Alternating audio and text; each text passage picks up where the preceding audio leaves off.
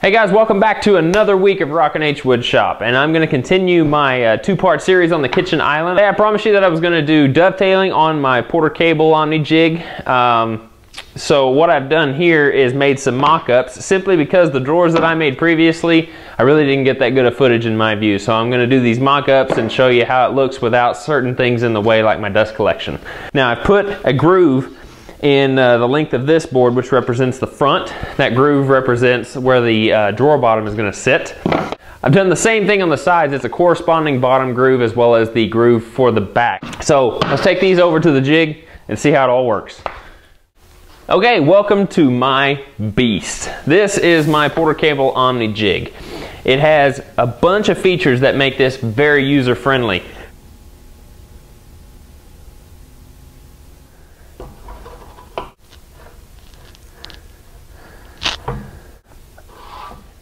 You saw me set the router bit depth over here on this gauge, so we're ready to go ahead and put our finger assemblies in place, get our wood in place, and get to cutting. Now, your inside surface is supposed to be facing out.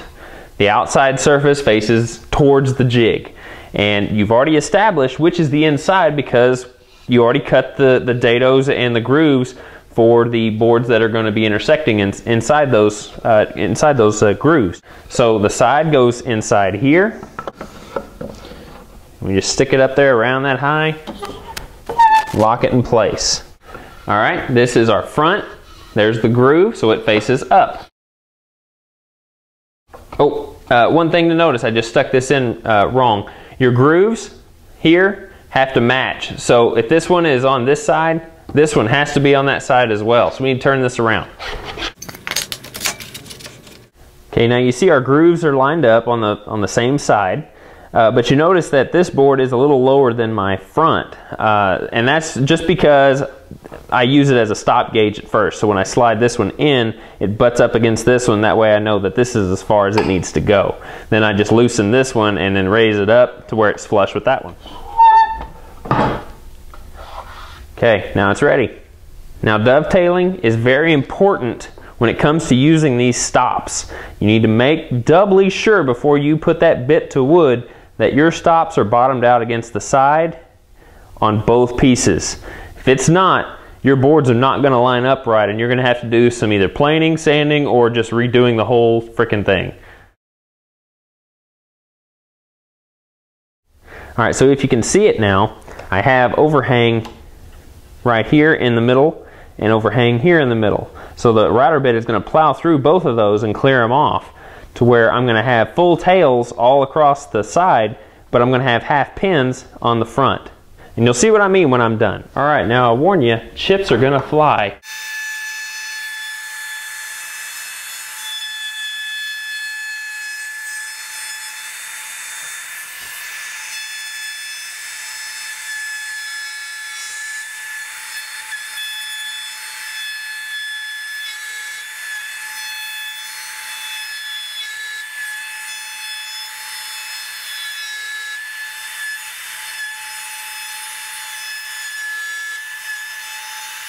All right, now as you can see, I've got a full tail all the way across. There's no half tails anywhere.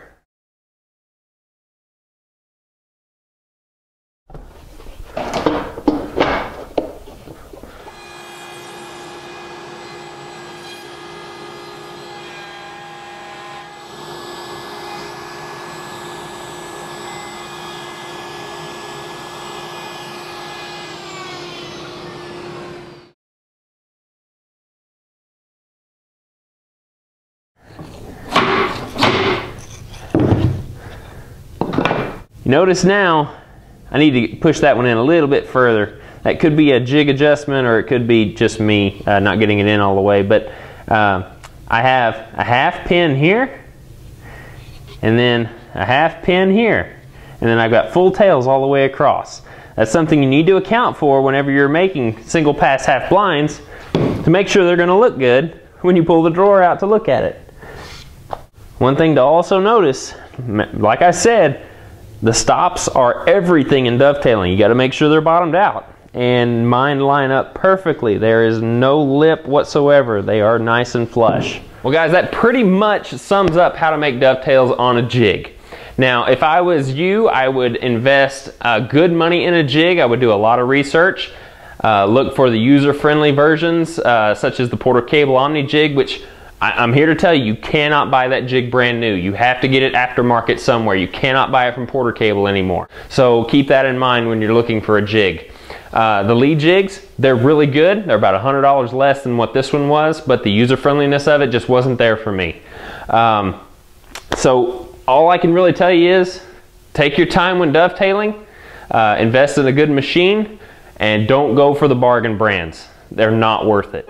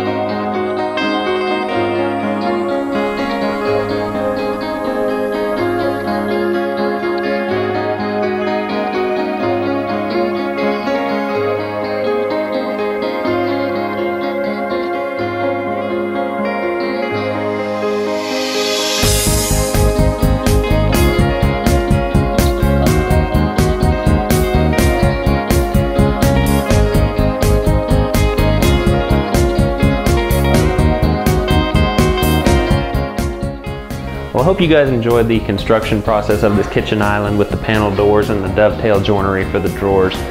I know I didn't take you through the whole build, but like I said, it's pretty straightforward. So until next week, guys, be sure and comment, rate, and subscribe to this channel if you are new to it. And I guess I will see you guys next week.